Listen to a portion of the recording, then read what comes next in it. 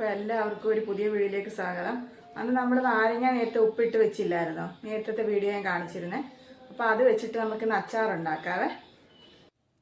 ഞാനന്ന് ഇതുപോലെ ഉപ്പ് നിറച്ച് വെച്ചാണ്ട് ഭരണിയാണത് തുറന്നു നോക്കിയത്. അതുകൊണ്ട് ഇതുപോലെ ഇതെല്ലാം ഇതായിട്ടുണ്ട്, നല്ലവണ്ണം നമുക്ക് ഉപ്പൊക്കെ പിടിച്ച് കറക്റ്റ് ആയിട്ടുണ്ട്. പക്ഷെ ഒന്നുകൂടെ നല്ല കുറച്ച് നാളുകൂടെ കഴിഞ്ഞിട്ട് ആകുമ്പോൾ ഒന്നുകൂടി ഇത് കിട്ടും. അപ്പോൾ ഞാൻ ഇപ്പോഴത്തേക്ക് അച്ചാറിടാനായിട്ട് ഞാൻ കുറച്ച് ഇതുപോലെ എടുത്ത് വെക്കുന്നുണ്ട്. ഒന്ന് വെള്ളമയമൊന്നും ഇല്ലാത്ത ഒരു ഇതുകൊണ്ടാണ് എടുത്തത്.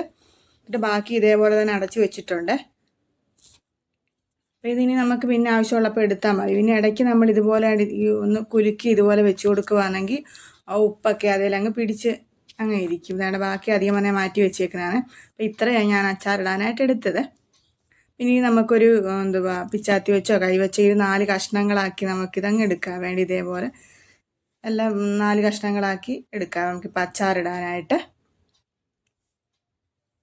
നമ്മളെപ്പോഴും അച്ചാറിടാനായിട്ട് നല്ല പഴുത്ത നാരങ്ങ മേടിക്കുക നല്ലത്. അതാകുമ്പോൾ നല്ല ഇതായിരിക്കും. ഇതിപ്പോൾ അത്ര പഴുക്കാത്തതാണ് ഇത്, എന്നാലും ചെറിയൊരു ഇതുണ്ട് കയ്പ്പ് ഇതുപോലെ. അപ്പോൾ എപ്പോഴും നമ്മൾ പഴുത്ത നാരങ്ങ തന്നെ നല്ലത് മേടിക്കുന്നത്. അപ്പോൾ ഞാൻ അതേടെ പാനടപ്പത്ത് വെച്ചിട്ടുണ്ട് അച്ചാറിടാനായിട്ട്. നമുക്ക് നല്ലെണ്ണയ്ക്കകത്താണ് ഞാൻ അച്ചാറിടുന്നത്. അതാകുമ്പോൾ നല്ല ടേസ്റ്റ് നമ്മൾ ചീത്തയാകാതിരിക്കുകയും ചെയ്യും. അപ്പോൾ ആവശ്യത്തിന് എണ്ണ ഒഴിച്ച് കൊടുത്തിട്ടുണ്ട്. നിങ്ങളുടെ ആവശ്യത്തിന് എത്രയാണെന്ന് വെച്ചാൽ അത്രയും ഒഴിച്ച് കൊടുക്കുക. ഇനി 1 സ്പൂൺ കടുക് ഇട്ട് കൊടുത്തിട്ടുണ്ട്. ഇതിലേക്ക് വറ്റൽമുളക് ഇട്ട് കൊടുക്കാവേ. വറ്റൽമുളക് ഇട്ടൊന്ന് വഴറ്റി കൊടുക്കുക.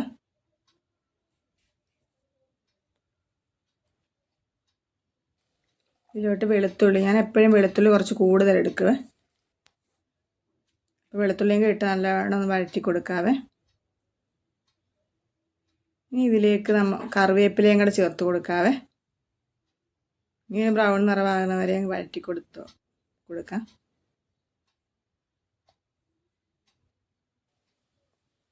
ഒരു ബ്രൗൺ നിറമാകണേ. ഇതിലേക്ക് ഞാനൊരു 1/2 ടീസ്പൂണോളം മഞ്ഞൾപ്പൊടി ചേർത്തെടുത്തിട്ടുണ്ട്, ചെറിയ സ്പൂണിനാണ്. ഇതിന് 1/2 ടീസ്പൂണോളം ചെറിയ ഉലുവാപ്പൊടിയും ചേർത്ത് കൊടുത്തിട്ടുണ്ട്. ഒരു 3 ടീസ്പൂൺ അളവിൽ മുളക് പൊടി ചേർത്തിട്ട് കൊടുത്തിട്ടുണ്ട്. എന്ന് വെച്ചാൽ ഈ മുളക് പൊടിക്ക് ഭയങ്കര എരിവുള്ളതാണ്. അപ്പോൾ ഈ നല്ലവണ്ണം ഒന്ന് എണ്ണയ്ക്കകത്ത് കിടന്ന് മൂത്ത് കിട്ടാനായിട്ട് നല്ലവണ്ണം ഒന്ന് കരിയാതെ നമുക്ക് ഇളക്കി കൊടുക്കാവേ. ഈ ഉപ്പുപൊടിയും കൂടെ ചേർത്ത് കൊടുക്കുക. നമ്മൾ ഉണ്ട് നാരങ്ങയ്ക്ക് പിന്നെ നമ്മുടെ ആവശ്യത്തിന് എത്രയാണെന്ന് വെച്ചാൽ അത്രയും ചേർത്ത് കൊടുത്താൽ മതി.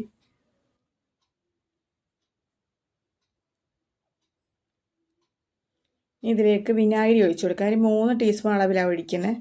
ഓരോരുത്തരുടെ ഇഷ്ടം. ഞാൻ അത്ര ഗ്രേവി ആയിട്ടൊന്നും എടുക്കുന്നില്ല. എന്ന് വെച്ചാൽ നാരങ്ങയെ പിടിച്ചിരിക്കത്തില്ല അരപ്പ്, ആ ഒരു രീതിയിലാണ് ഞാൻ അങ്ങനെ എടുക്കുന്നത്. അതുകൊണ്ട് ഇനി ഇതിലേക്ക് നമ്മുടെ നാരങ്ങ അങ്ങോട്ട് ഇട്ട് കൊടുക്കുക.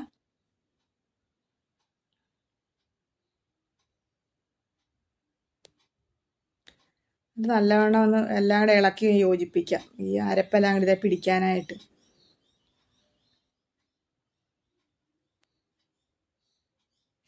നല്ലവണ്ണം ഒന്ന് ഇളക്കി കൊടുക്കാവേ ഇതുപോലെ. ഇതിലോട്ട് നമ്മുടെ കായപ്പൊടി ചേർത്ത് കൊടുക്കാം. ഇതിപ്പോൾ പുതിയ മേടിച്ചാണായിട്ട് വീഴാൻ പാടെ. ഇതേപോലെ കായപ്പൊടി എത്ര ആവശ്യത്തിന് അതുപോലെ നമുക്ക് ചേർത്ത് കൊടുത്ത് നല്ലവണ്ണം ഇളക്കി കൊടുക്കാം.